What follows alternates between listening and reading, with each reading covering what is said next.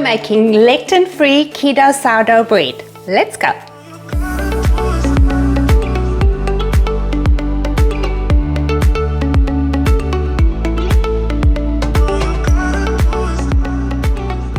In this keto sourdough bread recipe, we are replacing the oat fiber with basil seeds because oat fiber has lots of lectins and some people are allergic to it. On the day you're baking your sourdough bread, you want to bring up both bottles of starter up to room temperature and give them both a feed so that they can bloom. And if you haven't begun your starter yet, this one's an almond one, and here's a link to that recipe. Do grind a cup of basil seeds, and you're also going to need 1 cup of warm water, about 70 degrees Fahrenheit or 30 degrees Celsius. Preheat your oven to 350 degrees Fahrenheit or 176 degrees Celsius, and let's get into the recipe now.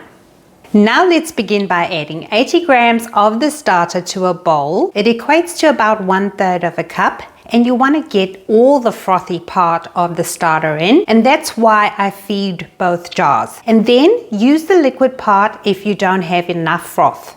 Next, add 1 cup of warm water, about 70 degrees Fahrenheit or 30 degrees Celsius, 1/4 cup of white vinegar, and 5 large eggs. Your egg amount should weigh about 270 grams, and if it's much less, you want to add another egg. Give it a good whisking so that you have bubbles on top of the mixture, and then set it aside. Grab another bowl, and we are going to create the flour in this bowl. Add 1 cup of almond flour, 3 tablespoons of flaxseed meal, 3 tablespoons of psyllium husk powder, 1 cup of ground basil seeds, 1 teaspoon and 1 tablespoon of baking powder, a half teaspoon of baking soda, 1 teaspoon of salt, and 1 tablespoon of sweetener, and the sweetener is optional. I like to add it for balance. Mix all the dry ingredients together until you have one color, then pour the wet ingredients into the dry. Mix it well and you will see the consistency change to a stiff but sticky dough. Oil your hands, remove the dough from the bowl and place it onto paper. And now shape it into a ball or whatever shape you would like. You will see lots of cracks, and I found that if we sprinkle some oil on top and keep working the dough, it works really well. You can see me smooth the surface and gently moving it towards the underside, and that's helping it to smooth it out. In the last sourdough video, I showed you how to use powders for your topping, but here we are using a cookie cutter and sesame seeds. I cut into the dough with my cookie cutter and added white sesame seeds into the shape. Whoops, I messed up a little here, and then removed the cookie cutter.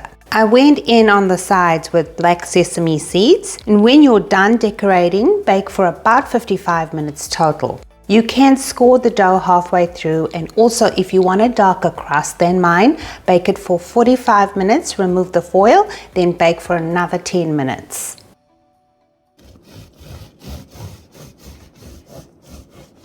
Let it cool completely, and now let's check out the inside. It tastes so good to me, but if you make this bread, please do let me know your thoughts. What I love about this recipe is that compared to a normal sourdough bread, it's much more healthier for all of us. It's keto, and there's no proofing time, so you get to enjoy your bread quicker. I do hope you get to try it and let me know what you think. Thank you so much for watching. Stay safe and be well.